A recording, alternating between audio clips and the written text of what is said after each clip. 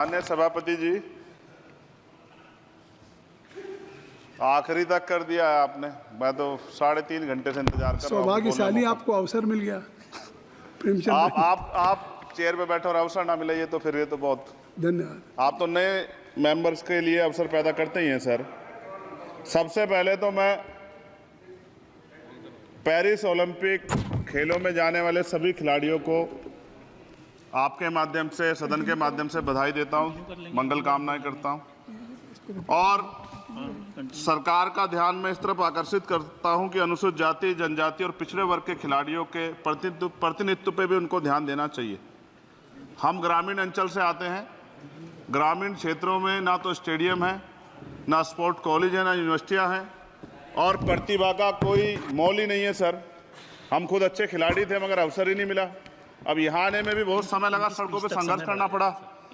इसलिए मेरा आपसे आग्रह है कि इन वर्गों का प्रतिनिधित्व बढ़े, इसके लिए सरकार को योजना चलानी चाहिए। अभी क्या योजना है उसमें? आपकी स्पीच तक सदन की कार्रवाई बढ़ाई जाती है।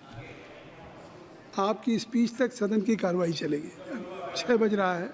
अच्छा ठीक, सदन समाप्त हो जाता है, लेकिन आपकी स्पीच शुरू हो गई तो आपकी स्पीच तक सदन की कार्रवाई। धन्यवाद, बहुत बहुत धन्यवाद। लेकिन कृपया तो सभापति जी 5 मिनट में कंक्लूड। मैं आपके माध्यम से सरकार से जानना भी चाहता हूं कि ग्रामीण अंचल और SC, ST, OBC के प्रतिनिधित्व बढ़ाने के लिए क्या कदम उठाए गए हैं तथा इस संबंध में कुल कितनी धनराशि आवंटित की गई है और कितनी धनराशि आवंटित करने का प्रस्ताव।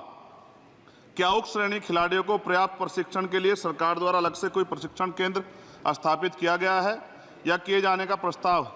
उक्त खेलों में अलग अलग स्पर्धाओं में उक्त श्रेणी के कुल कितने खिलाड़ियों को भेजे जाने का प्रस्ताव है तथा इन सब खिलाड़ियों का श्रेणीवार कुल कितना प्रतिनिधित्व रहेगा।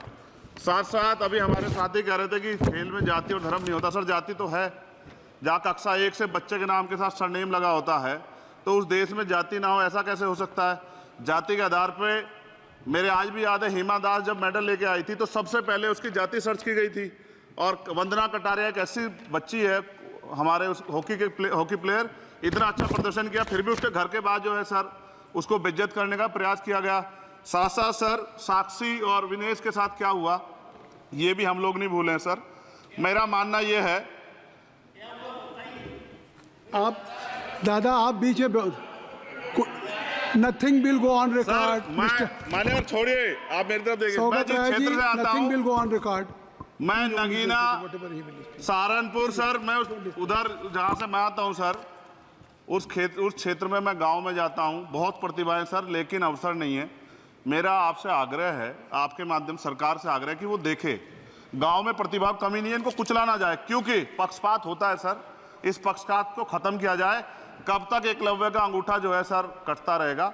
अब तो हमें अवसर मिलने चाहिए, यही मैं आपसे कहना चाहता हूं मान्यवर, और आपने मुझे मौका दिया इसके लिए मैं आपका धन्यवाद करता हूं।